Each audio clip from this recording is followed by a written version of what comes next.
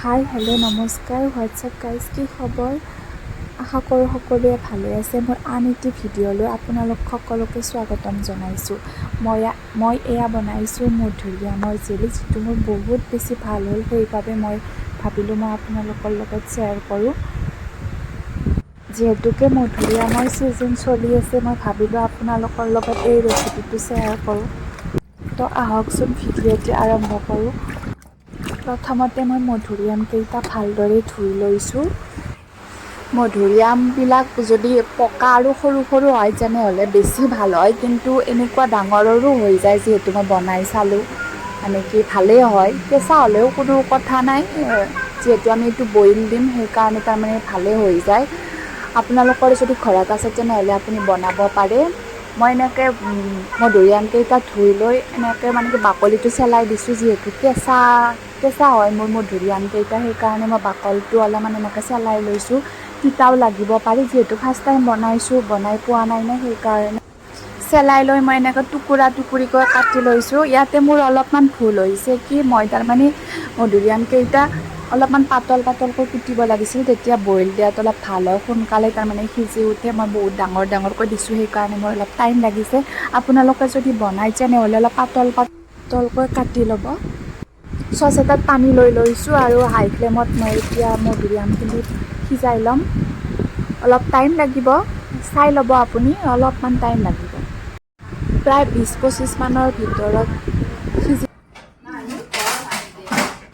সিজাৰ পিছত একদম ঠাণ্ডা হ'ব দিব। সেইখিনি ঠাণ্ডা হোৱাৰ পিছত মই এনেকৈ মঠি লৈছোঁ, তাৰমানে মধুৰিআমখিনি পূৰা ধুনীয়াকৈ মঠি ল'ব। তেতিয়া তাৰমানে ভালকৈ ৰসখিনি ওলাব। আৰু চাহ চেকনিৰে এনেকৈ চেকি ল'ব। অলপ চেকোতে টাইম লাগিব, কিন্তু হৈ যাব আৰু। এয়া চেকি লোৱাৰ পিছত এনেকুৱা দেখিবলৈ হয়। এয়া মই মগটোত এইবাবেই চেকি লৈছোঁ, কাৰণ কিয় মগত যিমানখিনি ৰস হয় সিমানখিনিয়ে তাৰমানে চেনি লাগে। জোখটো মই এনেকৈ লৈ লৈছোঁ। তাৰপিছত ৰসখিনি মই প্ৰথমতে বহাই দিছোঁ চচ এটাত। তাৰপিছত তাতে সেই জোখৰ মতে চেনিখিনিও দি দিছোঁ। চেনিখিনি দিয়ে আপুনি চামুচ এখনেৰে এনেকৈ ভালকৈ লাৰি দিব, আৰু পগাই থাকোঁতে মাজে মাজে লাৰি দিব, যাতে তলত লাগি নাযায়। অলপমান টাইম লাগিব, চাব আপুনি।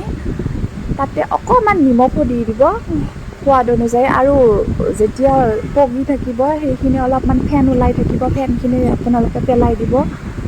তাৰপিছত নিমখ অলপমান দি দিব, নিমখটো অলপমান দি দিব একেবাৰে।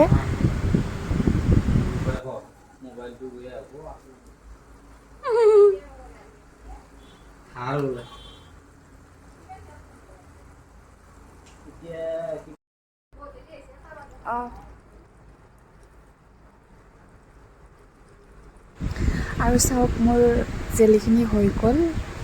মই আপোনালোকক এনেকৈ বাতি এটাত লৈ দেখাইছোঁ।